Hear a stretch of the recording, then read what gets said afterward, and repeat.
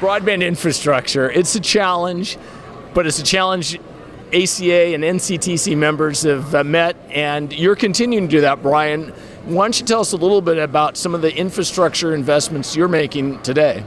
Well, we operate a system called Anitetam Broadband in Maryland, western part of Maryland, somewhat of a rural area, but we've kept up with the pace of expectation of our customers by investing in DOCSIS 3.0 across our plant. So we're offering 200 megabit synchronous, 200 megabit DOCSIS speeds across our networks now, but we also began a project where we're investing in fiber to the home for almost 20% of our network will be done by the end of this year.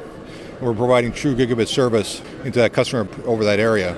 We're very pleased with its performance and it's helping from an economic development standpoint. Your system has been around a long time, right? It started as a traditional cable system? Correct. We've been in place for 50 years now. Same ownership for 50 years. Schurz Communications, who I work for. So we have the longevity of operating in the base and being an integral part of the community.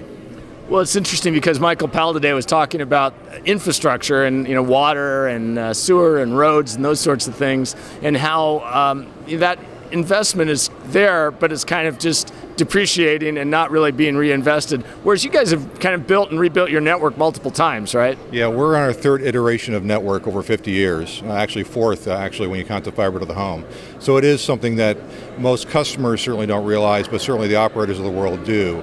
You have to keep investing in network to assure the performance. And it's not just because you're trying to roll out new products, but the compression of broadband, the impact of broadband speeds, the impact of usage growing 50% per year by customer has makes a real hardship on the network. So constant reinvestment is necessary to keep up with that demand. Well, and the neat thing about the cable industry is the cable industry had to invent the components that were needed to make this thing work, right? Well, I tell my wife and kids I invented all that, but it's not true, of course. It is, and cable's been on the cutting edge for a long time. The broadband in America was essentially wired by cable. It wasn't really wired by telephone. I'll do credit to telephone what they've achieved, but really was a private risk capital that it was invested by the broadband operators of America, large and small, that built the fabric of what we enjoy today.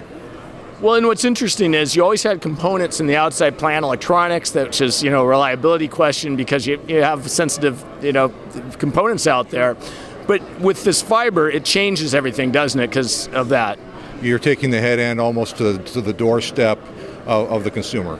And it takes all the passive and active elements out of it. And it makes a far more reliable system and a far more robust system for performance. You're essentially future-proofing your network with what we're doing, for example, right now in Maryland, taking fiber to the home. You don't have to go. You can go fiber deep. You can go node +1. You can do node +0 and achieve much of the same characteristics. So there's many options available to operators.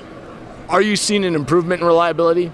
We absolutely are. We're fortunate that we have a great maintenance team and we've invested in our network over time, so even our HFC plant performs well.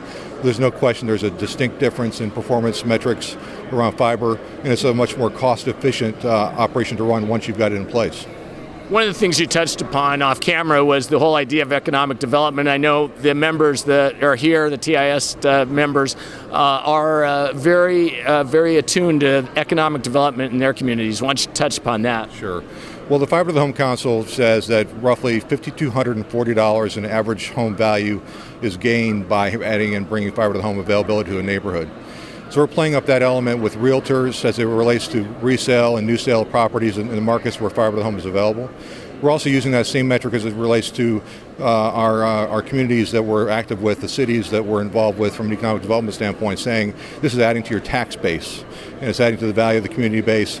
We made Hagerstown the first gigabit city in Maryland, still is the first gigabit city in Maryland, and that's an attractive element from an economic development standpoint, not only just for home ownership, but bringing business into the community as well. Have you been able to draw businesses in because of the bandwidth? There are examples of that. The bigger example is the higher adoption rates of our existing businesses into the fiber element that wasn't available before. So they're able to do work that they wouldn't necessarily have been able to do because of the bandwidth? Exactly correct. And but it is resonating from an economic development standpoint. It's now in the quiver of all the economic development mechanisms that are in place across our county. They're talking it up significantly as one of the key elements of why to bring business and new jobs to Washington County. Great. Well, it's that investment in infrastructure really makes a difference in small town America, right? Absolutely correct. Well, Bryan, thank you very much. My pleasure. Thank you very much.